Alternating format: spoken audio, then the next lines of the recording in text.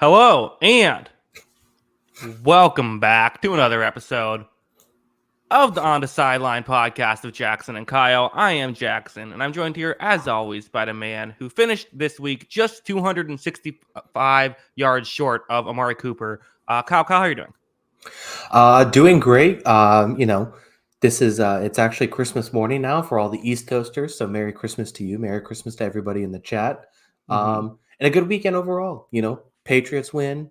My newly beloved West Ham United get a win. We're on fire this weekend, baby. We're rolling. Okay, yeah, we're doing a lot of West Ham United, I think, this week. It was a very fun week. A couple things to note. For one thing, should mention we are doing a show this week. Sorry to everyone who is looking at this tomorrow morning. Like, what the hell, guys? You said you weren't doing. See, Kyle, all the podcasts out there, they're trying to get more. How do we get more people on to listen to us? We're going the other way. We're telling people we're not doing a show and then doing it anyway. We're just we're innovators. We're keeping people on their toes. Our goal is to not have any viewers, right? Yeah, exactly. Turns out we could do a show this week, so that's why we're live. We are currently also doing the show on Twitter, also known as X, but it's known as Twitter. So if you follow me on Twitter and you want to see that, that should be available as well. If you see us on there, say hello. The comments should work here as well. Just something we're trying. So a lot of fun stuff. Yeah, a lot of stuff going on, and a lot of good football today too. So a lot to talk about. Some interesting things going on, including the game of the night, which just happened to be our Sunday night game. We start with what a doozy, man! This was fun. Yeah, I mean, you brought it up, and I was fully agreeing with you. Of like, what Patriots-Broncos? What are we doing here? They nailed it. This was electric. The crowd was fantastic. No game I would have rather had be the Sunday night game than this one. Yeah, a big whirlwind of emotions. The Broncos score on their second drive, I think, and then it was the Patriots scoring 23 unanswered points, and then basically not getting a first down for the rest of the game after that, it felt like, until their final drive. All of a sudden, Russell Wilson comes roaring back. This is all of a sudden interesting when it looked like it was over and done with. It was 23-7. Broncos tie the game, but lo and behold, Patriots pull it out, baby. Chad Ryland, who couldn't, hit water out of a boat the entire season, nails the game-winning field goal. That felt good, and that was a fun win. Felt good about that one. Yeah, I feel like sometimes those long field goals actually end up being easier for a kicker who's having accuracy issues because you're not even really thinking about like making it accurate. You're just thinking about making sure you have the distance. So that's what people who have kicked have told me. I don't know if that's true, but that's what I've heard. So it kind of worked out there. I don't know. Let's start with the Patriots. The Patriots won. Where are you at here? Because obviously, it's your team win. At the same time, you have now dropped to pick number 4. Which that's not fun. Yeah. I mean, I didn't think we were going to get the number 1 pick anyways. And at that point, I was just kind of like, whatever. I still think we end up probably top 4, top 5. I think we're going to get a good player no matter what. And, we just kind of reevaluate from there. I want to see our young players play well. And in this game, we had a really big possession from Demario Douglas, who's continued to have a nice rookie season at receiver. We saw Keon White have some big splash plays in this game, too, at the defensive end spot. And we saw Christian Barmore look like an absolute menace in this game, too. I mean, he was eye-popping in this one, too. So, seeing these young players play well actually, inspire some confidence in the future of this franchise, which hasn't had a lot of confidence inspired this season. That was fun, and that's what I'd rather see. Yeah, Christian Barmore was awesome. I mean, with 3 sacks in this game. He's had a good season. Yeah, I mean, he's been really good this year. He could be a Pro Bowler. I did vote for Mac Jones for Pro Bowl. Okay, smart. Yeah, I like that. No, just kidding. But yeah, I mean Barmore, he's a menace at the line of scrimmage. He's been awesome, and finally realizing that potential, and he's going to do great things. I think for this team the next couple of years. Yeah. So interesting. I had figured out a way the Patriots could get the number one overall pick because the Buccaneers and Panthers play each other the last game of the season. And if Buccaneers rest their starters, if they clinch the division, maybe the Panthers win that game. And I think it would have only been one game. I think that would have been enough. So I actually think that I think it's a bigger win than you're making making it out to be. I think this actually could be the difference between Caleb Williams and maybe not even getting a top 3 player. Yeah, I mean potentially, but there's still a lot of variables to that. I mean, we'll just see. Um, we'll see how it looks the last week of the season. I'm fully on board with if you know resting everyone against the Jets to end the year. We can lose to the Jets once in a while. If Mhm. it's between like a top 2 pick and a like top 5 pick, yeah, I would do it then. But you know what? Why not? Let's win some football games and you know knock the Broncos out of a playoff spot. Well, yeah, that's the other aspect is the Broncos are dead. There is still technically a chance, but it's going to take a lot of it's. They're basically dead. The Broncos. I'm not even thinking about them in terms of who could make the playoffs now. Whereas I think if they won, all they would have had to do was win out to. I mean, all they had to do was beat the Patriots, the Chargers, and the Raiders, and they were in. It's a heartbreaker if you're a Broncos fan. I mean, they had this game. That disastrous third quarter is what they're going to look towards as this is a game they had to win. But if you can't, it's one of the issues that we look at with, these teams that maybe aren't the best teams, but have easier schedules is you still have to beat the bad teams. And they weren't able to do it here. Yeah, and I mean, just a whole like topsy-turvy season, I think, as a whole for the Broncos, right? Like they started terribly. I mean, that was well documented. They didn't come out right. They all of a sudden turned it around. It looked like they were going to make a run at this thing, and flamed out here these last few weeks. And I definitely think it is disappointing. This playoff picture got a little murky here. This week with a lot of losses mixed in from a lot of these teams, but yeah, I mean there's no other way to put it, but then this is a huge letdown. You lost to the worst team in the conference, and it took a miracle to come back and put yourself in a position to potentially win this game. You were down double digits in the fourth quarter to this team, so no other way to look at it but a letdown performance and probably the end of their season. Yeah. And I mean, I don't know where you go from this. I don't know what you do. I mean, this was, like, how do you get better? I don't know. I think they have like the second worst cap situation heading into next year. Like, they're in a tough spot. Uh, do you think anyone's going to be a sucker to take the Russell Wilson contract? I don't think fully. I think you could get someone to take like half of it. Yeah, he was he came out in the fourth quarter. I will say that he was Hmm. pretty bad in those first 3 quarters, man. Like, I mean, Yeah. obviously the third quarter was especially bad, but like like some of those sacks, it's just like you gotta move the ball eventually, right? Like you can't make a big play every time. I don't know. I did not feel like he was very good in this game, despite a stat line that doesn't even look that bad. I thought for overall, but I don't know. I just don't know what you do with that because it's kind of like what I was saying before this game. Like you know, the problem is not like Russell Wilson, the football player. It's that you're paying Russell Wilson this amount of money to be like, he's never going out to win you a game. And if you don't have a quarterback that's going to do that, you don't have a quarterback. Yeah. We have a super chat from Joe. Happy holidays. Happy holidays to you, Joe. Kyle, I've come to believe that the NFL is better when the Patriots are a good villain, even if you're not a Pats hater. Everyone wants to say we beat the Patriots, but it sucks when that doesn't mean anything. Yeah, this is what might take forever is that sports need villains. Yeah. We're willing to be the best one, so that's fine. We're back now. Bailey Zappi's bringing us back. If this was a 25-week season, we'd make the playoffs. We'd be in. We'll be fine. Yeah, just ran out of time. Yeah. Yeah, just wait till next season. You better fear us again. Yeah, with your now no longer top 3 pick. Great game, but let's move on. lot of good stuff to talk about, as you mentioned. Plenty of interesting games. You know what? Let's go with Lions Vikings. I mean, Kyle, for the first time ever, the Lions have won the NFC North. Yeah, how about that, right? And you know, at times it felt like they were doing everything they could not to win this game. Uh-huh. They came out, I thought they looked really good early. They really just felt like they couldn't put this game away. I mean, they went up, they took the 23-21 lead. They put it up 30-21. They'd scored on back-to-back really long drives, 13 and 14 play drives. And I'm like, all right, this game's over. And then all of a sudden it's like, oh wait, no, we're gonna let Minnesota back into this game and make things interesting.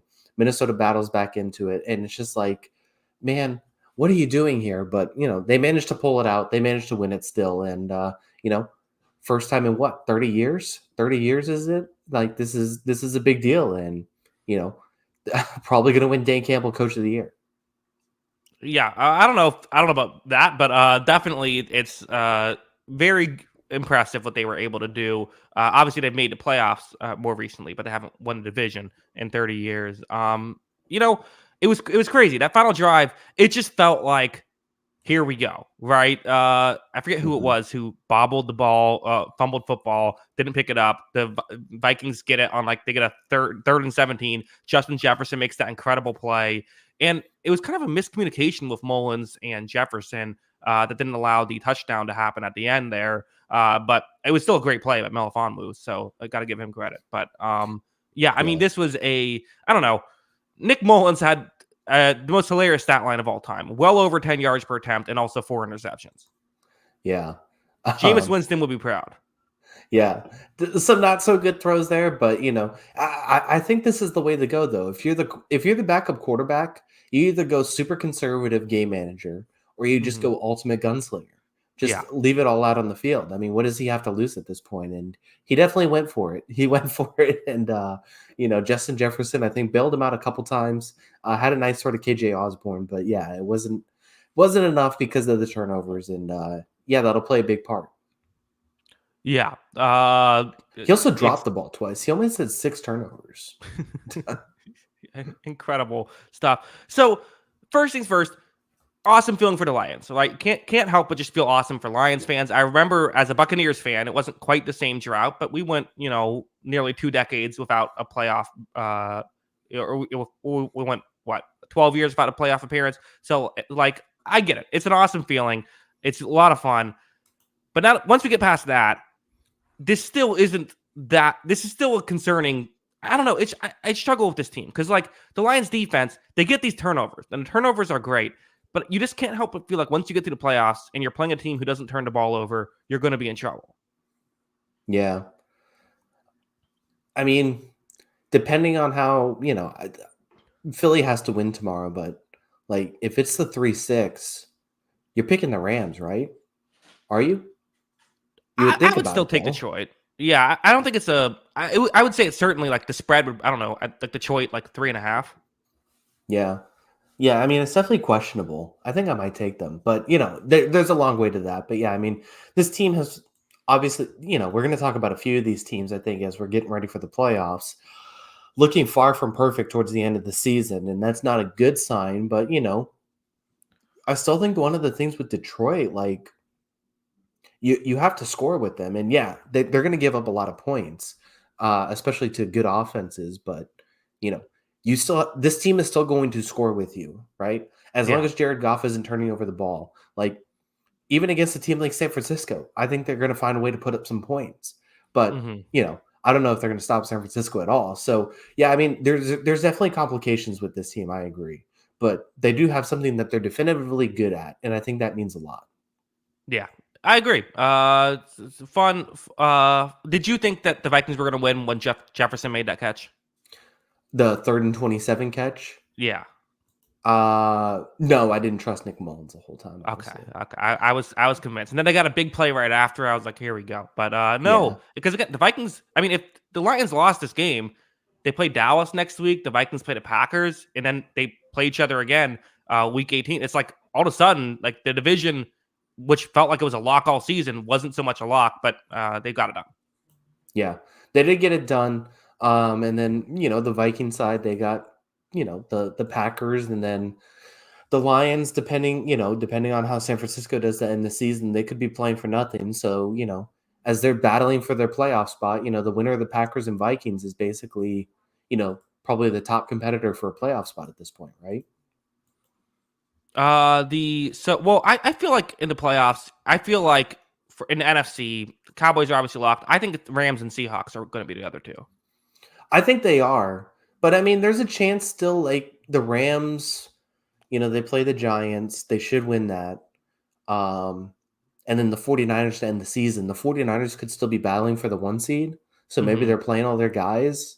Like there's a chance there for a slip Yeah. up, I think, still. And, Seattle plays Pittsburgh, and that still feels kind of toss up piece to me. So, maybe they drop one of these last two games and it opens up a spot. I mean, there's potential for it, is all I'm saying. Yeah, totally possible. I mean, yeah, Vikings. I think when the Vikings play the Packers next week, loser's out. I just think loser, stick a fork Yeah. in them. They're done, and then the winner has a chance. But the Vikings have to play the Lions again. But maybe the Lions will be locked in and rest of starters. I don't know. Interesting stuff down the stretch. Let's move on. Let's talk about the Packers. Why don't we? We just went. We were bringing them up. I do think that Vikings Packers loser is just out. This Joe defense is Barry. pathetic, Yeah. man. Oh my it's God. it's tough. We complain about this Panthers offense every single week. Yeah. And they had this team looking like the 99 Rams. Like, this was unbelievable. Like, it is so bad. And I've never seen a team willingly, have they ever thought, not allowing third down conversions? Because it just seems like they love to give them up. Like, third and long, it's like, okay, you can have this one. We'll get you the next one. It's just unbelievable how bad this defense is. And I mean, it's shocking. It's just shocking. Like, like I because the problem is, yes, I think we could blame the defensive coordinator some. I think that's fair. He's obviously not doing a good job. He's probably the most hated man in Wisconsin right now. Mm-hmm. But this is one of my things too when we complain about coaches all the time. Like, the players definitely deserve some flack for this too. Like, for all these guys on this team, we used to call Jair Alexander the best corner in the league. And Yeah. that's clearly not the case anymore. Mm-hmm. There's just several guys on this team who are good, not playing good. And I think that also deserves criticism along with Joe Barry. Like, we're just saying Joe Barry this, Joe Barry that. Well, maybe your guys shouldn't suck too. Like, these guys should be playing better football. They're better players on this team than what they're showing. Yeah, I hear you. I mean, let me just read you the score. So the Panthers haven't scored 30 all season. This is the first time they put up 30. Since October 29th, they scored 15, 13, 13, 10, 10, 18, 6, 9, and then 30 here. I mean, that's terrible. That is terrible. Yeah, I mean, there's no other way around it. It was like, obviously they won, so I guess it doesn't matter. But at the same time, this is the game you should have dominated. We've seen everybody kind of dominate this Panthers team, and this was not an easy win. And it's because you can't cover. You can't cover. You can't stop the run. You can't really do much of anything right now. Well, they can play offense, and that's why they're still, in the playoff hunt. I saw Key ran in the chat, giving me some oh, you're going to talk about the Packers. Yeah, the Packers still do have a chance. If they win out, I think they get in. I don't think they win out, but they have an opportunity because they found a way to win. Jordan Love has, in many ways, been the best part about this team all of a sudden. Yeah. I mean, he's looked pretty good. Aaron Jones was terrific in this game. Romeo Doubs had some big catches. I mean, there was some good stuff from this Packers offense, and yeah, it's good. I just think the problem is like when we talk about these teams with good offenses, bad defenses, this is probably the team you trust the less with the good offense, right? So I think that's part of the problem. But yeah, Jordan Love has played very good this season, especially the second half of the year. I feel like he's really come on. And if they're going to be able to run the ball like this, use these receivers, and Love's going to do his thing, I mean, that's a dangerous offense to go against. If they can get a couple stops. But can they get a couple stops? No, they can't. Yeah. I mean, I think here's the way I view the Packers. Kind of, it's like short term, I don't know what's going to happen. Mike, I don't think this is going to end well this season for Green Bay. But long term, I think you have to feel good about this season. Yeah, I think I would agree with that. I think the things you wanted to see from Jordan Love, you feel good about. Obviously you want to get Christian Watson healthy because you've seen these other receivers start to step up too. So you definitely feel good about all that. Maybe with the healthy David Bakhtiari next season, that plays a part. And then, you figure out what you need to fix on this defense. Yeah. Interesting between these two teams. Why don't we move on unless you had anything else you wanted to add? No, let's keep going. Okay, let's go. Well, let's just go to Jaguars Buccaneers. Why don't we? Very fun game as a Buccaneers fan.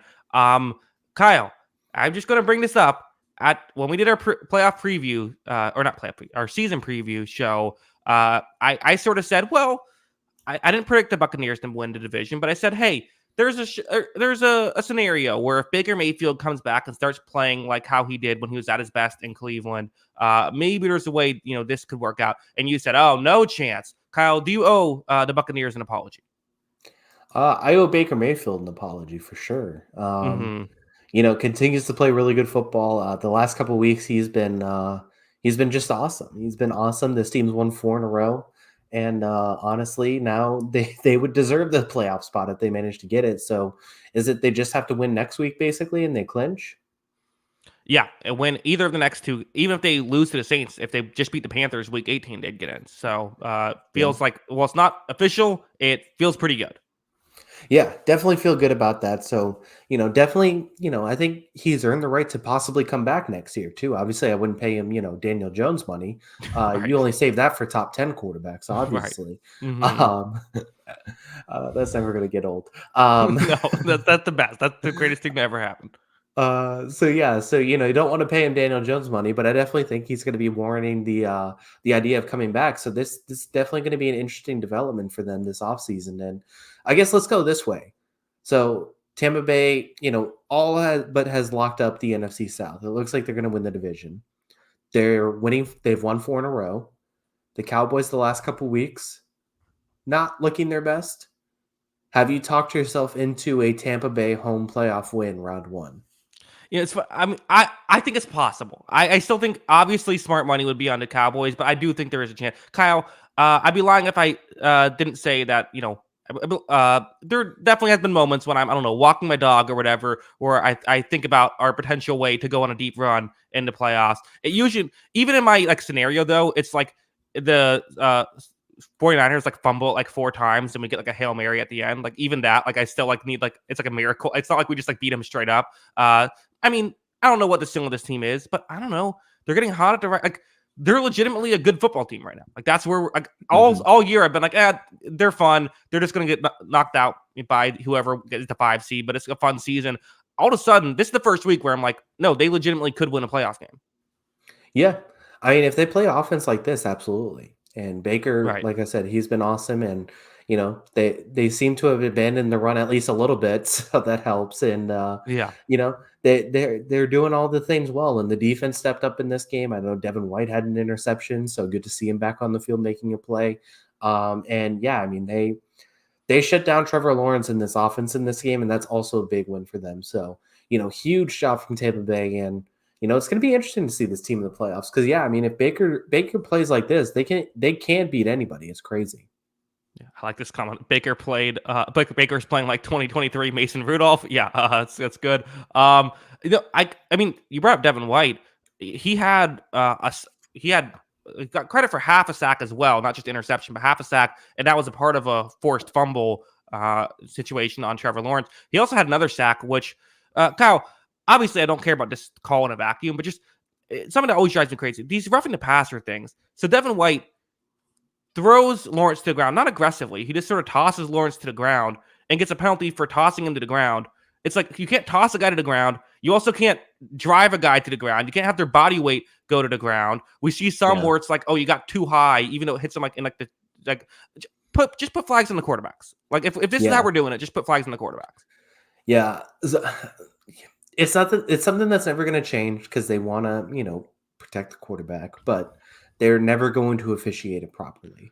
It's Yeah. too much, they've added too many rules to this that it's too much of a like quick judgment call that's almost impossible. And then now Mhm. these quarterbacks flop for these calls too. You Yeah. know, I like Josh Allen, but Josh Allen is the biggest flopper back there I've ever seen. Every Mhm. time he gets touched as a quarterback back to pass, he flails around. And it's like, if these quarterbacks are also going to flop along with these calls being made all the time, then it's an impossible game for the referees. It really is. And, I'm all for blaming the refs, but I also think that's a really hard judgment to make. And it doesn't make it easier when the players are, selling these calls. Yeah, 100%. Flopping should be a penalty. I think that's something we can all agree on. But back to the game, incredible stuff by Tampa Bay. Really really fun situation. The other side of the coin, though, for Yeah. Jacksonville, I mean, one thing, losing the turnover battle 4-0. I mean, that tells you the story right there. Lawrence couldn't stop turning the ball over. I don't think he was fully healthy coming into this game. On top of it, he got re-injured. He injured his shoulder, which is a new injury now he has to deal with because they couldn't get anyone open, and he was scrambling to try to get a first down. He dives for it and then hurts his shoulder. So on top of this, he's even more banged up. This was the Jaguars for about 3 hours were the 1 seed, right? They had a Mhm. situation where they were the 1 seed, and then the Ravens played later that night and won. They're in a situation now where I think if they win out, they're still winning the division. I think if they lose one of the next two, they're out of the playoffs altogether. Now they play Carolina and Tennessee, so easy schedule. They should be able to, still get into the playoffs. But like, what a fall this team is on right now. Yeah, and all of these AFC South teams lost, which is even crazier. So, Kyle, which is the worst division, NFC South or AFC South? uh, probably still the NFC South. Yeah, the Panthers bring it down a good chunk. Yeah, that definitely hurts. Mhm. But yeah, I mean, I don't know. I think it's you know, I think it's still a toss up for me. Like I think the Colts can obviously win these next two games. I mean, Texans and Colts play each other at the end of the season. Mhm. Jacksonville has to win one of these games, right? They have to win at least one and probably both. And I I think they just have to don't know win if they can both. do it at this point. I don't Maybe. think one's Yeah. enough. I think they have to win both. So I mean, what? I mean, there's a real chance the Colts could beat the Texans to end the season, but also lose to the Raiders, right? I mean, it's probably not feasible, but it's possible. Yeah, but I think one of the other two teams is going to go 2-0. So I think that they need to. I think 10 wins is what it's going to take in the AFC. Yeah, probably. Probably. So, we'll see how it plays out. Jacksonville's definitely in panic mode, and obviously not how you wanted to end this season with 4 losses in a row like this. So we'll see how they recover. Yeah. Nice thing is they haven't ended the season yet. Still opportunity to bounce back, but and you get the worst team in football next week. Got to find a way to win, or the season could be over. Let's go to Cowboys Dolphins. This was, Yeah. we circled this as a game of the week, and it lived up to the hype. Comes down to a game-winning field goal by Jason Sanders, who ends the day with 5 field goals. Several of them were over 50 yards. He was huge in this one. He was maybe their MVP in this game. Is Jason Sanders an MVP candidate? People are asking. Tyreek Hill. It's funny. The commentator at one point in this game said, like, they got to find a way to get Tyreek Hill going. Like, he had 99 yards in this game. Like, it's just like Yeah. that's like the expectation that he brings to this team. Tua had a great drive at the end. And the Dolphins defense, both defenses, we know the Cowboys defense is great. Dolphins defense really showed up in this game as well. And the Miami Dolphins find a way. Dak had that great drive at the end to put them up. I mean, this was two great teams going at it, and Miami finds a way to win. Yeah. Yeah, it's funny based on like the narratives. It's like both of these quarterbacks came through, but both of these defenses also played well. So it's like, who do you blame for this Mhm. game, right? You can't find the blame because we do love to blame players on both of these teams. But yeah, I mean, Mhm. that was a great drive from Dak to start that 17-play touchdown drive, take the 20-19 lead, followed by the Tua field goal drive. I mean, you know, it was a really good stuff. And, there was, it's like they had that one play where it was the third and 3, and it's just like, this play's immediately going to Tyreek Hill. You just know it's immediately going to Tyreek Hill. And they motion him back. They seed him man to man, and he doesn't even run a route. They just throw it right to him and then just say run for the first down, and he gets 10 yards out of it. So it's so yeah, I mean, good win for the Dolphins. The Cowboys played well in this game too. Like, I still come away with this game thinking these two teams are really good. Cowboys did shoot themselves in the foot a couple times in this game, including that first drive. I think it was the first drive with that fumble. But yeah, I mean, overall, like, it was a good game. It was a really good game. And like you said, these defenses played really competitively. Yeah, Miami keeping their 1 seed hopes alive if they can find a way to beat Baltimore, which I think I would predict Baltimore to win, but it's possible. Can find a way to, because this was a huge win to have that. They'd also have to beat Buffalo, so a lot of work still to be done, but keeping it alive. And I believe they clinched a playoff spot. If not, they're at least, I mean, they're in the playoffs. 11 wins gets you in. So, huge win for them. Yeah, I feel like it's one of those games where I come away feeling better about both teams. Yeah, I mean, both of these quarterbacks in big spots came up big. I felt like these defenses routinely came up pretty big. I mean, there's not really any issues. It's just one team had to win the game, right? Like, Jason Sanders was money. And, if you're looking at the Cowboys, you say you turned the ball over once in the red zone, and that basically cost you this game, right? Like, that was the difference. Yeah. I mean, I guess you could say this is back-to-back weeks where the Cowboys offense has looked underwhelming, but I don't know. I think the Dolphins defense has just looked good as of late. Yeah. Yeah, I mean, they have played well. They have played well. And, I didn't even think it was, like, I guess it was underwhelming. Yes, I would agree. I don't even think it was that bad of an offensive performance, though. Like, yeah. I don't know. Like, I still would say Cowboys, I think, can, beat anybody besides San Francisco in the NFC. But the problem is San Francisco is your path to the Super Bowl, and I don't see it happening. Yeah, I don't know. But I don't know if anyone's beating San Francisco. Why are we even doing this? Just give them the trophy. Regular season trophy just ended. I guess. So. I guess you never. I mean, I don't know. The Browns beat the 49ers. Maybe Joe Flacco wins his second Super Bowl against the 49ers. That would be a good story. Yeah, that would be fun. Any final thoughts on this one? Or do you want to talk about Joe Flacco? No. I mean, I don't. Yeah, let's talk about Joe Flacco. Yeah, Joe Flacco, elite quarterback. He's all the way back, better than ever. What a weird situation. Flacco still with a pair of interceptions in this game, but you threw some great passes here on top of it. Kyle, the Browns are the most interesting they've been all season. Yeah, because they have a quarterback who could throw the ball finally. First time all year that they have it. I mean, he's taken some chances.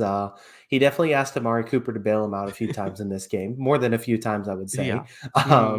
But it worked, and I mean, there were also some really good throws there. Like the touchdown to Njoku was high level stuff, and he's still a pretty good quarterback. Like, he's definitely It's just crazy. This guy was like there for the taking. Like, the Jets had him, and all of this happens, and here he is. Like, he's gonna start a playoff game. He's gonna start a playoff game because he's managed to keep this Brown team afloat. And here we are now with this Cleveland team, 10-5, 10 wins, and finishing the season strong.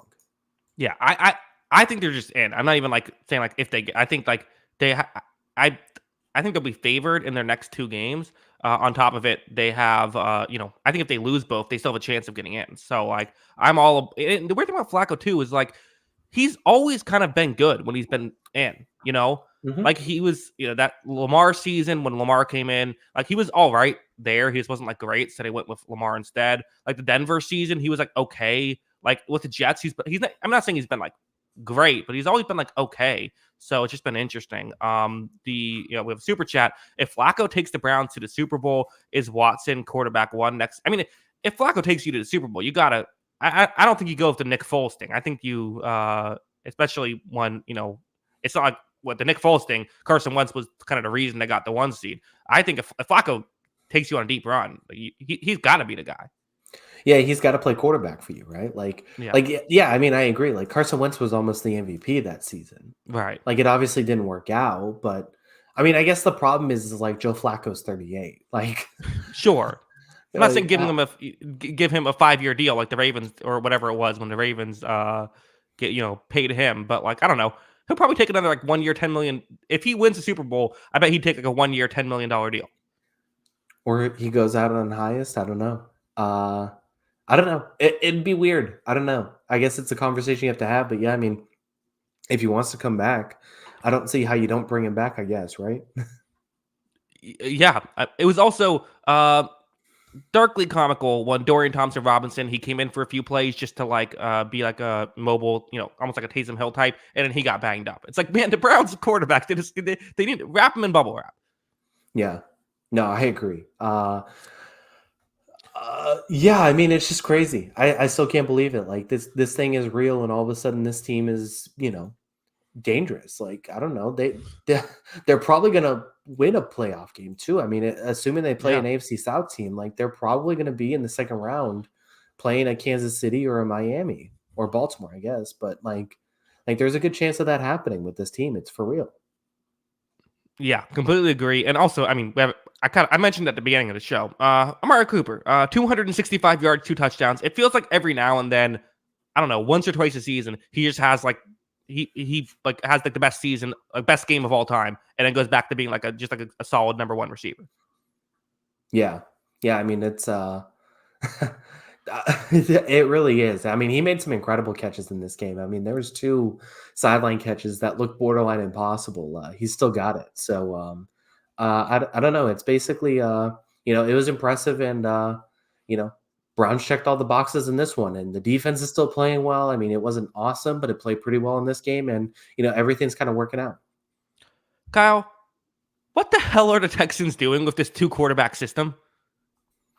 They don't have a plan. They're playing with CJ Stroud, and it blew up. So, Yeah.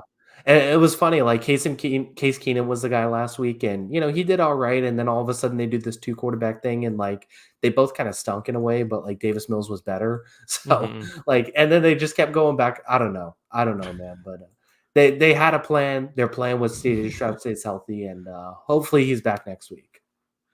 Yeah, just going into that game, like this is gonna be great. Like we're good. This is what are we? We're so like the optimism you must have had doing something crazy like that, only to see it just completely blow up in your face. That's tough. Yeah. Despite all this, though, the Colts and the Jags lost. Like the Texans are still right there, and Yeah, if they can get Stroud healthy, they still got a shot. Like this still isn't out of the picture. yeah. I think in the AFC, my prediction is I think the Bills get in now. I think that they with the Broncos loss, I think they get in. I think that the Browns get in, and then I think the winner of the Colts Texans in the final game of the season. I think that's the other wild card. Yeah, I could see it. I mean, it really just depends on because the Browns have or the Jaguars have the tiebreaker over the Texans and Colts, right? So, Yeah. we'll see. We'll see. I think that's a real possibility for sure, especially if Lawrence isn't playing anymore this year. So, yeah, I think it's a I think that's a real possibility. And if Stroud's healthy, I like the Texans' chances. Yeah. When I did my playoff machine thing, I had them as the I believe the 6th seed, and then tied with the Bills, but the Bills kind of are locked in to the 7th seed. Yeah, no, I agree. All right. Well, let's move on. Why don't we? I guess let's talk about the Bills. Why don't we? Because it was I don't know, Kyle. The Bills are frustrated. I mean, this Yeah. is like I know you won the game. A win is a win. At this point in the season, you just want to get the wins. But like, why does this keep happening? Week after. I mean, we were talking about the Chargers as they gave up 63 to the to the Raiders. We're saying, okay, this is the worst team in football, and I don't know. It's the NFL. Every team has talent. I get it. But like there's no reason this should have been a game. The fact that it came down to, the wire here, it's insane. How does this keep happening? It's certainly a frustrating team, and like you said, I mean, I was saying the absolute like hilarious scenario is the Chargers winning without Brandon Staley, but they did play better. I'll give him that. But at the same time, like I don't know, like I know this James Cook thing the last couple of weeks has been really nice to see. I don't know if I want James Cook and Leonard Fournette touching the ball as much times as Josh Allen, right? Yeah. Like there's just things like that I think frustrate me. And Josh Allen, had 11 yards per attempt in this game. It felt like anytime he wanted to drop back and throw, he could. And they threw the ball 21 times. Like I didn't quite get that. And there was obviously the turnover factor. I mean, they turned the ball over 3 times, so there was definitely some frustration there. I mean, the crazy thing though is like, you mentioned it with the playoff stuff. Like everything turned up Buffalo this weekend. Yeah. You know, the Colts, Texans, the Colts, Texans, Bengals all losing, the Broncos losing, them winning. Like, it looked like for basically the longest time that they were completely out to. Now they're completely in. Like, there's no way they're not getting in. Well, I wouldn't say there's no way, but yeah, it seems very likely they get in. And I think the thing we kept talking about is would I have to find a way to beat the Dolphins the final game of the season? Like that was their pathway in. Now they don't. Now they don't have to do that, but they have to beat the Patriots, who they lost to earlier in the year. Yeah, catching us at the wrong time. We figured everything out, so better watch out, Buffalo. Yeah. 2024 is the Patriots year. Yeah. But yeah, I mean, I don't know. The same things I feel like the defense is inconsistent. The offensive play calling, even with the change, like I still feel like is not 100%. But Josh Allen is amazing, and I still I still think Josh Allen's been the best quarterback this year. We don't need to do the MVP thing again this week. We did it all last week. You can have your own opinion. It's okay. We all have different opinions. I think Josh Allen has been the best quarterback this year, and that's what's going to keep him in almost any of these games and potentially making a run to the Super Bowl.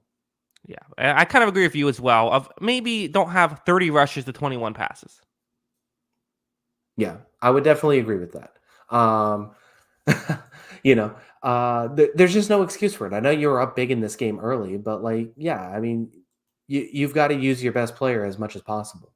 Yeah, not really. I wouldn't say they were up like big. Like they got up like 14-10. Well, yeah, that's fair. I don't know. It's just they felt comfortable for a lot of the game. I think that's probably what it was. Like they just felt like they were cruising, but obviously the Chargers were still in it the whole time. It was like the Tampa Bay game, right? Where they got up like a score and then said, "All right, we did it. Good work, guys. We won the game." And it's like, no, you got to still try things. Right. I guess they were just looking at Easton's stick and said, "You know what? I think 8 points is good."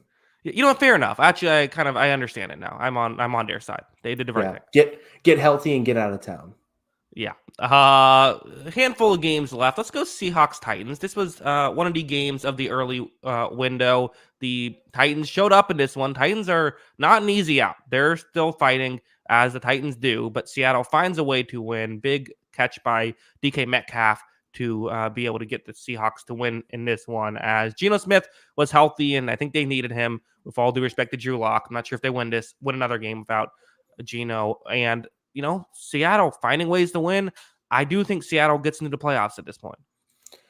I do too. And, the big thing for me is we criticize so much of this team this year. Like they're now playing good football. I mean, they've won the last 2 games 20-17. So it's not like they're blowing the doors off people, but now that they figured out this receiver thing, they're not going to be an easy out in the playoffs now either, right? Like that's going to be a tough team to play. Like we've all of a sudden found 7 good playoff teams. It feels like we were looking for it all year. And yeah, I mean, it just feels like Green Bay or Seattle should win one of their last 2 games at least, and potentially both. And that gets them in 100%. Yeah. If they win both, that probably gets them into 6th seed as well. So then you get Detroit, who they've beaten this season already. So there's a pathway to make things happen. I'm a Seahawks believer at this point. That was that Drew Lock pass to Jackson Smith and Jigba against the Eagles is really kind of what's done at this point. It was cool to see Derrick Henry throw for a touchdown. Always fun. Yeah. This was a fun Derrick Henry game because we were basically saying he's washed last week. He had 9 yards and bounces back in this one, had almost 100 all-purpose yards plus the passing touchdown, and the nearly perfect passer rating too. So good for him. Ryan Tannehill starts this game. I mean, this Titans team, it felt like they were going to do it again. They were just going to be the thorn in the side of the team trying to make the playoffs, and they held it till the very end, and then DK Metcalf happened. It was kind of nice to see Ryan Tannehill again. I don't know. It's like one of those when you haven't seen, when it's like you have an acquaintance that you haven't seen in a while, and it's like usually you're not it's not like a great friend you haven't seen in a while, but it's like, oh yeah, it's nice to see that guy again. Yeah, just running into him, grabbing a beer. Yeah, that's Ryan Tannehill for you. Okay. Yeah, you hang out with them at the bar for 25 minutes. Yeah, no, I would agree with that. And he had some big plays in this game. It was a very Ryan Tannehill performance. I would say not as many deep shots. There's not really a deep threat in this offense anymore. And I don't know. I don't know. Like I'm curious to see where he goes next. Like he's probably going to find a backup quarterback role, but you know, he still obviously has something in the tank. I I still don't understand why there wasn't a trade to get him to Atlanta. Yeah, I Because mean like he we've was already continued. the backup at that point. Like that just made a ton of sense. Just give him like just have him go to Atlanta. Like that. I don't get why that never happened. We've been saying this all year. Like I mean, we're going to talk about this game in a second, but like Tannehill and Jacoby Brissett like wasting away on teams this year to then like have to watch Bailey Zappi and Desmond Ritter and Taylor Heineke play all year has just been painful, just absolutely painful. Yeah, it's been tough. We brought up Taylor Heineke. Heineke wasn't painful in this game. He was. Hmm. I mean, the thing is, Atlanta, if they could just not turn the ball over, are this is their what they can do, right? And that's what they did in this game. And granted, Hmm. Heineke did put the ball in harm's way at times, but never actually had a turnover. So that's kind of the thing, and that's part of what's frustrating about this Atlanta team. I mean, they've blown so many games just due to beating themselves that when they can play their best football, they can beat a I think good team in the Colts like this. Yeah. Any game where Bijan Robinson, Kyle Pitts, and Drake London are leading their team in yards, I feel like is a good thing.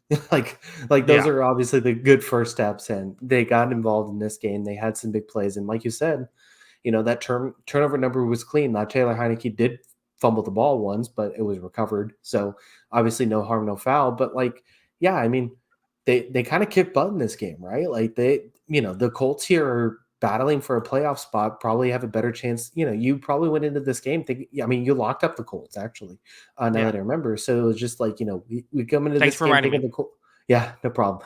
Uh, I had a perfect week, by the way, just so you know. Oh, did you? It's not week's not over yet. Yeah, I think I still have one more game, but I feel pretty good. Um, Hmm. anyway, yeah, you probably went into this game thinking the Colts are the better team, and they've played better this year, certainly. And this team, it still feels like when they have their talent, it can win out for sure. And it won out in this game, definitely. Yeah. This chat I think brings that perfectly. Wow, using your weapons and no Desmond Ritter could lead you to this. Yeah, who'd have thought, Kyle? Who would have thought indeed, right? Like, you should do this more often. And I thought Bijan was really good in this game. I mean, he Hmm. had basically almost 6.5 yards a touch. I mean, that's really good. And Yeah. Kyle Pitts had a couple nice catches in this one. I mean, everything kind of worked in this game for Atlanta. And even the defense stepped up. I mean, Jesse Bates had the interception, had a couple big plays. Caden Ellis had a monster stat line. Like he had a sack, 3 tackles for loss, pass deflection, and hit the quarterback. I mean, he did everything in this game. And this was a good performance for Atlanta for sure. And, we have seen some good things from this Colts offense, and they kind of shut them down. What does Tyler Algier have to do to get some credit, Kyle? Tyler Algier out 7.7 yards per carry, has a 19-yard catch. Poor Tyler Algier. No one. Why does no one care about Tyler Algier? Because he's not as fun. But he was good. He was good. He is as fun. He's very fun. That You think he's touchdown as was fun as awesome. Bijan Robinson? Yeah, it was good. You think he's as fun as Bijan Robinson? I think he was drafted later than Bijan Robinson. That is true. I think that's the main takeaway. That is statistically true. Yeah. That is yes. 100. Also, Kieran saying Jackson sweating about Kyle's perfect. Yeah, that was a tough week for me. Yeah. What a year in the picks show we've had. So many back and forth. Yeah, it's coming down to the wire. Back and front, feeling pretty good. Think I'm going to go for the win this year. Yeah. This year you're going to go for it. Last Yeah. year's you weren't Last going couple for of it. years, I wasn't really trying. I was, letting you get the few wins, get confident, and now it was the whole rope a dope technique. So here we go. I don't know. Kyle. People were asking, is this a dynasty? If I win 4 straight, I mean, where does this rank in the all time dynasties? Long way to go, baby. Plenty of season left, but I don't know. It's I've made it happen before. That is true. And then we changed the point system for the playoffs, and I don't know how it works, but anyway. What do you mean you don't know uh, how it works? This is the 4th year we've done it. I keep forgetting, so we got to go back to it again. Okay, I'll explain it. We do it the same every time, and then you get confused and then accuse me of cheating. Yeah, basically. Yes. All right. The Colts played in this game as well. What a disaster. I mean, what a heartbreaker for the Colts. This just kind of reminds you a little bit of like, oh yeah, the Colts still can't really pass the ball if you make them try and pass the ball. And especially without Pittman out there, right? Like, Yeah, I mean you he's know, their offense in many ways. yeah. Yeah, I mean, they need him out there. It's a huge difference, and, I do like Alec Pierce, but he's just not the same level of game changer, and Hmm. it made a difference. I also think, like, this is kind of the bad of Gardner Minshew, and you take the good with the bad sometimes as he's a backup quarterback, but he's definitely, like, of that gunslinger mentality. I thought he made some mistakes in this game and missed some throws and, also threw an interception, but, like, yeah, I mean, all of that kind of plays a factor in this game. Yeah, I mean they still have a chance. They have to beat the Raiders next week, and that's not a guaranteed one. Raiders have played good football as of late, and then again we keep talking about Texans Colts final game of the season. I mean that could be a I don't know, does that have a chance to be the Sunday night game? Uh, they should do it. They did it last year with the Jags Titans. They should do it for No, this one, right? that was Saturday. Oh yeah, they did do it Saturday. Hmm. How I don't know bizarre. why. Yeah, it was weird. Yeah, It was I never get these Packers schedules. Lions was the Yeah, Sunday game, which ended up being great, but that was yeah. yeah, I never get these schedule things right that the NFL does at the end of the season. Like, why was the Patriots game on NFL Network today? Like, I didn't understand any of this. I don't get Yeah. it. Like, I didn't I'm listen at to Rich Eisen. Like, Rich Eisen mhm. said at one point he was like, "Oh, throw to the end zone." He was like 5 yards short of the end zone. Like, I just don't know. Like, I don't know what's going on here. Yeah, I like Rich Eisen as a commentator, but like I don't know, calling or like as like a show runner, that kind of stuff. But yeah, Yeah. he's tough. He might be the with all due again. I like Rich Eisen. It might be the worst play-by-play man in the business. It's not a strong suit. It's not a Yeah, strong suit. right. There are people who are good at play by play, and there are people who are good at shows. Yeah. Which ones are we? We're not good at anything. Yeah, that's why we try to get everyone to stop watching. Yeah, exactly. Low viewers. That's our goal. Yeah, everyone, what are you doing? It's Christmas. Go spend time with your family. Why are you watching us? Yeah. Um, I don't know. Anyway, what game we got next here? What game do we have next? We have Bengals Steelers. Very fun. George Pickens. You know what? Maybe he doesn't have to block. That's okay. You just do what you do. Yeah, as long as you catch the ball when it's thrown your way, right? 4 catches, 195 yards on 4 catches is just absurd. And he just has like the most incredible catch radius, right? Like, I mean, the way Yeah. he contorts himself in the air and makes some of these catch, I mean, it's incredible. It's a really amazing talent. I mean, I really wish he would just kind of harness it into like a complete receiver, but like he's able to do this all like once every 3 or 4 weeks. He has games like this, and he completely dominated this game. And I mean, a lot of Pittsburgh's offense is getting him to like make big plays, and he made him in this game. Yeah, no, he was incredible. And Mason Rudolph, who would have thought he's the key to the offense? 100%. Mason Rudolph all of a sudden in the game finds a way to get George Pickens the ball. Made some big plays in this one, and I mean, it's bizarre. Like Najee Harris all of a sudden looked competent, and like everything just sort of worked for the Pittsburgh offense in this game. I didn't understand it at all. Maybe it is all just Mason Rudolph. He just galvanizes his team. Like, what is it, Tom Brady style? He just motivates them to win. Yeah, he motivated him to win. That was it. I think it's really just George Pickens being able to win on the outside. If you can have a guy like that who can win on the outside, things go well. The other side of the coin, Jake Browning. This is not his best performance. Kyle, do the Steelers just like play the Bengals offense well? Because I feel like Burrow always struggles, and now like Browning's up. Like, does Mike Tomlin just own Zach Taylor? Yeah, maybe. I don't know exactly how to define it, but yeah, I mean, they clearly have some sort of number, and like I don't know, like when I was worried going into this game, like is the kind of shit gonna hit the fan when it comes to Jake Browning, and it felt like it did a little bit in this one.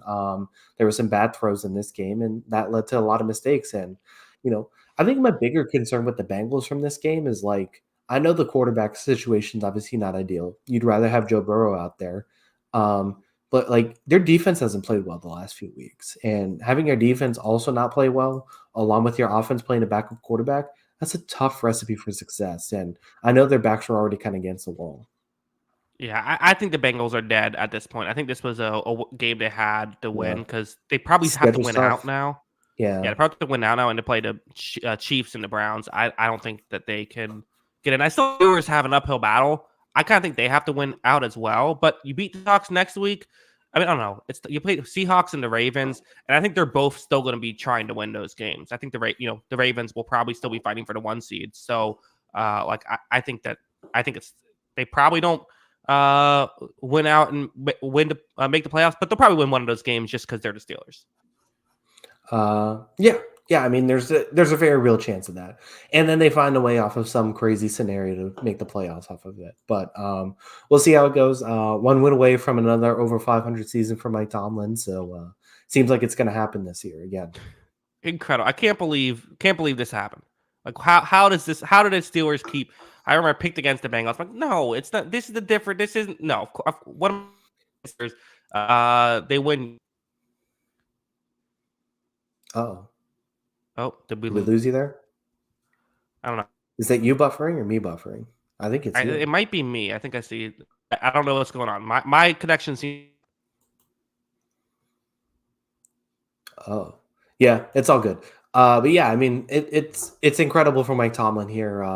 You know, over 500 season with Mason Rudolph finishing the year. I mean, that's just that's an incredible number, and he continues to do this year after year. And this is the zombie team in the NFL. Like you never count them out; they're never dead. Kieran says, carry the show, Kyle, as always. Okay, you don't say as always. Wow, wow. Thank you for the compliment. I do appreciate it.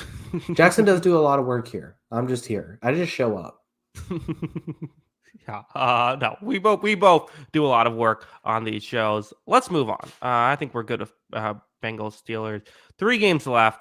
I guess Saints Rams is the one that I think had playoff implications. As we talked about the Rams, it's good chance to make the playoffs now. Saints, big missed opportunity here as the kind really. I mean, I don't know. Kyle, you keep saying I just can't believe the Saints offense can't get it done. I can't believe Derek Carr isn't good. Can't believe this receiving core. Do you believe it now? They've played well the last few weeks, right? Like they started to look better and better, but like now they're giving up points. But yeah, I mean they look better in this game. Obviously they were down 30-7. That didn't Well, it looked help. better But at the end. I mean, I think the yeah, 7 points in the first 3 quarters. yeah, I would agree with that. I mean, I don't know. Uh I mean we kind of have to, right? Like this is basically the state of the team. You know. This is the end of the season, so there's nothing else really to feel bad about. Yeah, I mean I would agree with it. I mean they're done. They're basically out.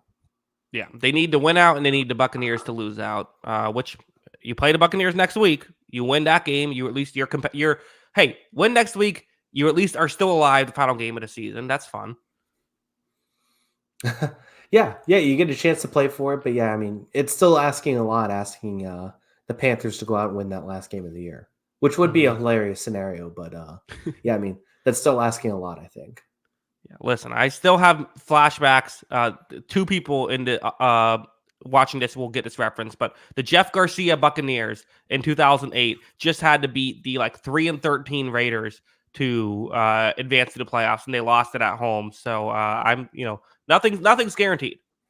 Yeah, nothing is guaranteed, indeed, and we'll see how it goes. The NFL can be weird, but you should beat the Panthers, especially after that scare a few weeks ago. You should come out ready to kick their butt. Um, how about Matt Stafford? Speaking of kicking ass, Yeah, another awesome game. yeah. I mean, he's been. I mean, again, you almost want to put him like an MVP conversation. I don't think you can because I don't think he's been this all season. But the Mhm. past month or so, he's been the best quarterback in football, probably. Yeah, I mean, he's been incredible, and I mean, there's just some high level throws there, and he threw 24 completions to 4 different receivers. Like, how absurd is that? That four Yeah. guys caught passes, but I mean, he's still just you know he's still awesome in tight windows. I mean, the arm strength, like it's crazy because we were talking about last year how bad his elbow looked and his arm, and like is this going to be the end of him? And all of a sudden, he looks better than ever this year. It's just the man continues to play really high level football, and you know how great would it be if he's traveling to Detroit for that playoff game? Yeah, that's incredible. I want that to happen. I sort of jokingly tweeted out like the Rams should trade, the Rams and Lions should trade Jared Goff for Matt Stafford back, and the Lions fans were like, "Why would we want Jared Goff? Or excuse me, why would we want Matt Stafford? Jared Goff's better." No, he's not. Matt Stafford's really good. No, he is not better. So it's Mhm. okay. Jared Goff has had a good season. Uh-huh. Matt Stafford's a different level of quarterback, and that's why you made that trade 9 times out of 10, and that's why that trade did happen. Yeah, and also Puka Nacua, 164 yards. Turns out, we've noticed for a while, but he's the real deal. Yeah, 1,300 yards this season. 1,300 for a rookie. I mean, that's incredible. Yeah, well, he's probably going to break the record. What is the rookie record? I can double check. I think didn't like Jefferson break it and then Jamar Chase broke it right after. That sounds right. I'll take your word for it. Okay, well I'll look it up. Oh Why wait, don't you just... Bill Groman here with 1,473 yards. Ahead, he was 20. Okay. He was 18 ahead of Jamar Chase, and then Justin Jefferson had 14. I see. So Yes, that was in 1960. what a great year for receivers. No, I'm just I think in the Super kidding. Bowl era, I think Jefferson had it and then Chase broke that. Yeah. So, yeah, there's a good chance he breaks it. So for sure, it's been an awesome year for him. For obviously, so is he rookie of the year? No. Why not? Why wouldn't that? I mean, because CJ Stroud's banged up at this point. Like, why wouldn't he be in the Yeah, I mean, if conversation? he doesn't finish the year, I guess obviously Nakua is the one you bring up for it. Yeah, I mean, if he breaks the record, 150 yards away from the Bill Groman. I mean, that's just the record we all talk about, right? Bill Groman. Can anyone? The number in our, it's just like how's what the home run record was always in our heads. So 1,473. That's the number we always think about. Yeah, I mean, you mentioned Jerry Rice, you mentioned Fred Biletnikoff, Randy Yeah. Moss, and you mentioned Bill Groman. I mean, Right. everybody does. It's a Yeah. natural thing. Yes. Yeah. Exactly. Yes. Merry Christmas to everyone in Central Time now, Kyle. Yeah, we are rolling. I'm not in Central Time right now, but usually live there, and we're staying up past Christmas time. We're here for you guys. Yeah. I also always it's gotta be funny to people that don't celebrate Christmas. Just like yeah, well, I don't care. This is a Monday for me. Yeah, well, there's other holidays around this time. That's true. Yeah. But Most it's of them very stem from old pagan holidays. yeah. Kyle, we talk about the back to football. We talk Yeah, about the Broncos and the Russell Wilson thing. We got to talk about the Derek Carr contract, right? It's yeah. kind of a similar situation. Now, I don't think Carr's contract is as bad. It's also he also hasn't been playing as well though. So he's due for a cap hit of 35 million next year, 45 million the following year, and then 55 million in 2026. Now you can get out of some of that, but not all of it. His cap hit was only 7 million this year, so like now it's becoming an issue.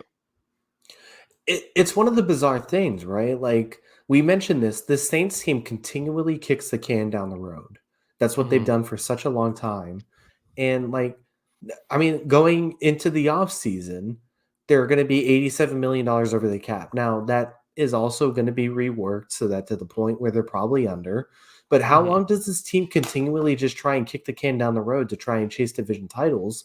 And it's even more embarrassing when you're not winning those division titles because you lose to Baker Mayfield. Yeah. Like, Hey. uh, no offense. Um, you know, it's just like how much longer are you going to do this? I mean, I know the Broncos have an even tougher situation, but yeah, I mean, $87 million over the cap. How long are you going to continually try and kick this down the road until you figure it out? And when's the payday going to happen to you? Just say, you know what? Let's just get out of this. We'll blow this up and tank. What point do you call it a day? I don't know. Weird situation going on in New Orleans. Tough, but hey, win next week. You at least have a chance, and there still is an outside chance of getting a wild card if you win out. It's not likely, but it's possible. Maybe, but it's a continual thing where you're doing all this to never win a Super Bowl. Yeah, The Saints team is never going to win a Super Bowl. This current iteration of the Saints is not. There's absolutely zero chance this team wins. Should they go So back to paying players to injure opposing quarterbacks? that's probably a better strategy than what they have right now. But Yeah. anyway, it's just like I don't know, like why do all this to never have a shot? This is like you're paying, cap premium. You're paying one of the highest cap salaries to basically be the NFL's equivalent of the Indiana Pacers. Like, why do you want to be average? Totally agree. Let's move on. 2 games left. A couple barn burners here to talk about, Kyle. Balls at Jets. A tanking masterclass by this Washington team, as somehow they're picking 3rd overall if the season ended today. Sam Howell has to start next week too, right? It's just hilarious. I completely forgot that he came back out there and he was just awful. Like, this was probably the worst quarterback performance of the season. Like, I don't And even they nearly won. like Tim Boyle played this season, and this was the worst quarterback performance of the season. Yeah. That's how bad it was. Like, You know what's bad? Trevor Siemian had 217 yards on 49 attempts, and you're still looking at here like, man, at least we don't have, at least we're on this side. Like, it's sucked to have the other guy.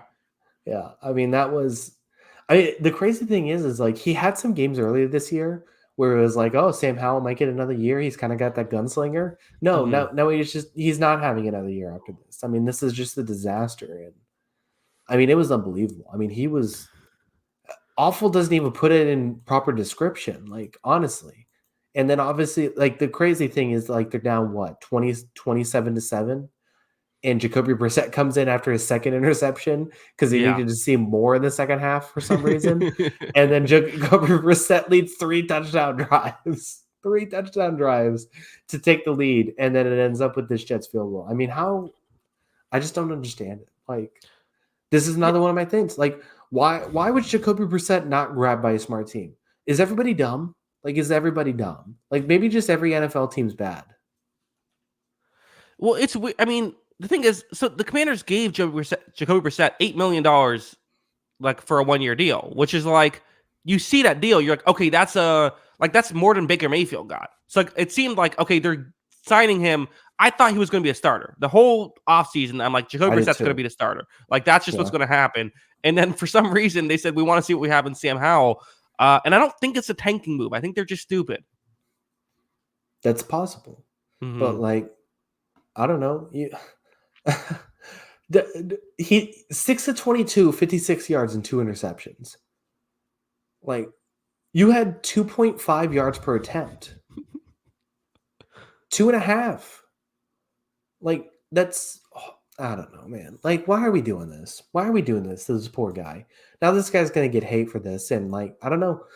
Like, Jacoby Brissett could have played the whole year, and this team's probably closer to a playoff spot than we're willing to admit. Because they've obviously blown up this whole roster. They traded their 2 defensive ends, all that kind of stuff. Like, what is this team if Jacoby Brissett's playing the whole year? Probably a lot closer to about 500 at least. They're better. They're for sure better. I still don't know if they get. I mean, because the defense this past, second half of the season has just been abysmal. So I don't know what they really get going. But I mean, it's the great example of like, I mean, what they did was it was just so weird. Where last season they wouldn't have Carson Wentz, right? And they Sam Howell got to play 1 game. That's all they gave him. And then this season, like, when I would want to give him a real shot, it's like he was a 5th round pick. Like, anyone who isn't a 1st round pick should be considered a plan B. Like, that's just how it always should be, right? Like, you should never go into an unproven 5th round pick and be like, he's going to be our guy this season, unless you're trying to tank. Which, again, I don't. He's got to look really special in practice to say that, right? Like, he's got to look that good. Yeah, I mean, well, and I guess I would say, like, I don't know, if you like him enough, that's fine. But like, I don't know, it's just a weird situation. With it's use resources to get quarterbacks. That's what it comes down to. We see with the Falcons with Desmond Ridder, it's like teams want to try and outsmart everything and say, oh, we don't need a quarterback. We're gonna, build through other ways. You need a quarterback. Yeah. I mean, I would agree with that. I'll be happy if Jacoby Brissett's the Patriots quarterback next year. Yeah, sure. I can see that. He could have a Baker Mayfield-esque season. I mean, if they end up with pick 4, take Marvin Harrison Jr. and get Jacoby Brissett and bring him back as the guy. Why not? I don't know if he falls to 4. You don't think so? I mean, there's a I don't know. chance. I don't know. We'll see. It's possible. It's possible. Yeah. I don't know. It was very funny when who was it? Who just threw the ball straight up in the air? Was that Jamison Crowder? Yeah, I think so. Yeah. I like that. That was a good play. That was a good tank move. Like this was the dumbest game of the season, right? Like at least the week. Like this was just a whole levels of stupid. Yeah, it was the dumbest game of the week. I'm trying to think, what's the dumbest game of the season? Someone in the chat, do you have a good dumb game? Uh there's a good chance one of these two teams are involved. Yeah, because I was thinking about like the any Tim Boyle Well, game. That's got to I mean, be. we had that Chargers Patriots like 6-0 Oh, fiasco. that's a good one. That's a candidate for sure. I think even like the Bears Vikings 12-10 Bears win. That Yeah. one's I felt was got pretty dumb. Yeah. There were some bad ones for sure, but I mean, this was just I guess at least this was entertaining. There were some points on the board. Yeah, yeah, it was a very fun game. Yeah. But also dumb. Yeah, yeah. The dumb and entertaining are not mutually exclusive. Yeah, I would agree with that. So Okay, the dumb game of the year candidate. Another game that was more interesting than maybe we thought it was going to be at first. Although again, two teams not really competing for anything. Bears beat the Cardinals. You locked up the Bears for a second. Looked like maybe the Cardinals were going to make it interesting, but did not happen. Bears get a win. yeah.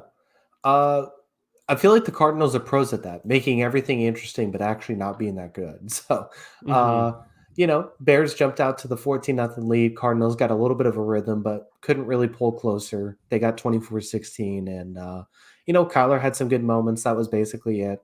That's kind of what you're looking at for with this Cardinals team because it's still as bad as we thought it would be. And, you know, pretty good game for the Bears offense, even better game for their defense again, even though Kyler had some things happen. But yeah, I mean, good job for the Bears. 6-9. How about this? What a turnaround. People brought up Vikings Raiders for dumb. Yeah, that's number one. That's the dumbest game of the year. Yeah, that's fair. Yeah, I would Mhm. agree. Yeah. But yeah, I mean, good stuff for the Bears finding ways to build a competent team, and you have the first overall pick next year, almost certainly at this point. Cardinals have the second overall pick if everything holds, which makes things interesting because we talked about the Kyler Murray if they can pick a quarterback thing. Felt like once Kyler got back, okay, they won't have time for a quarterback. I don't know how you can watch these games and say, you know what, quarterback is the issue, but at the same time, like it is, it's interesting. I think they probably trade back out of that pick, right? Or they give him Marvin Harrison Jr. Yeah, that's true. I wouldn't hate that either. Yeah, I mean, there's a real chance that that's the play. I mean, that solves a lot of your offensive issues, right? Hmm. So, that would be a really good tandem. Or, I mean, I still think Drake. Like, I know we did. Like, there's a gap between Caleb Williams and Drake May, in my opinion. Like, I just think there is, but I do feel like that Drake May is good enough to warrant the conversation. Where, do you want to trade Kyler for Drake May? To draft Drake May. I do think that Yeah. is a I do think that is a very real conversation to have. So, um, you know, I think it all comes down to personal preference if you like Drake May enough. But I do really like Drake May, and I do think it warrants the conversation. I still probably just lean Kyler just because I think he's still really good. Um, but I do think it is, Drake May could be the kind of quarterback we're taking a chance on. I think he is that good. I think he's kind of got a weird throwing motion, but the arm strength's there, the athleticism's there. You know, I think he could be a superstar at the next level for sure. Yeah, and the Bears are an interesting team too, right? Because like they've all of a sudden started to build like a decent roster. Things are going well for them.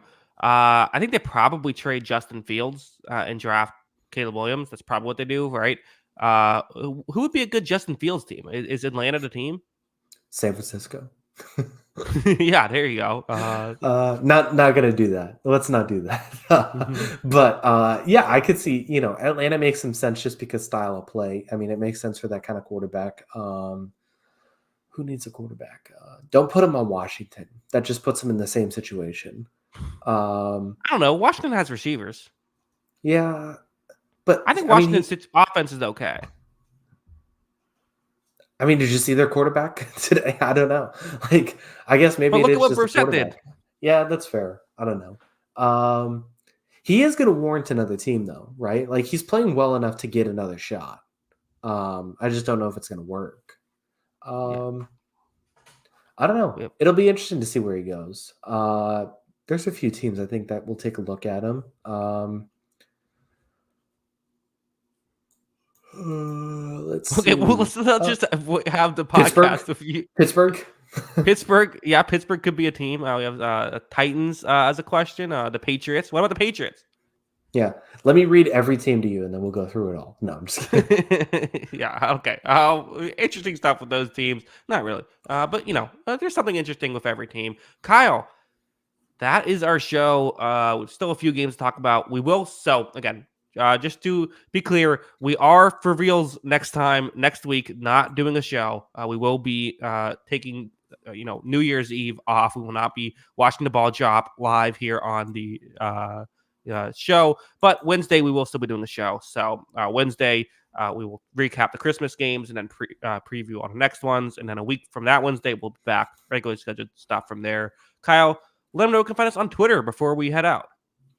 Yeah, make sure to follow us on Twitter. That is at Jackson Kruger. Make sure to follow me at by Kyle Gronin, and then make sure to follow the account page. That's at On the Sideline JK. That is at On the Sideline JK. Of course, if you like audio only podcast, anywhere you get your podcast, just search On the Sideline podcast. It should be available. And yeah, I think the live streaming on Twitter thing worked okay. Yeah, I see a few comments roll in from Twitter, so thank you for everyone who tuned in. Make sure to keep tuning in. It is Wednesday and Sunday, so tune in. It's a good show. We talk a lot, so bring any questions to the chat, and we might answer them, and it's it's good stuff. Yeah. Kieran in the chat saying Tampa Bay Lightning equal poop emoji. Ban for life. How do I ban him for life? I'm pretty sure you have the access to do that. So yeah, don't do that. No, I'm joking. I will not be banning you for life. But you're on thin ice, Kieran. Oh, everybody look out. So I don't know. I'm feeling. What if I just started banning people on Christmas? Just I don't know. It'd be a real Grinch move. Yeah, that would be. I'll ban you. You can't do it. You don't have the power. So some people are warranted.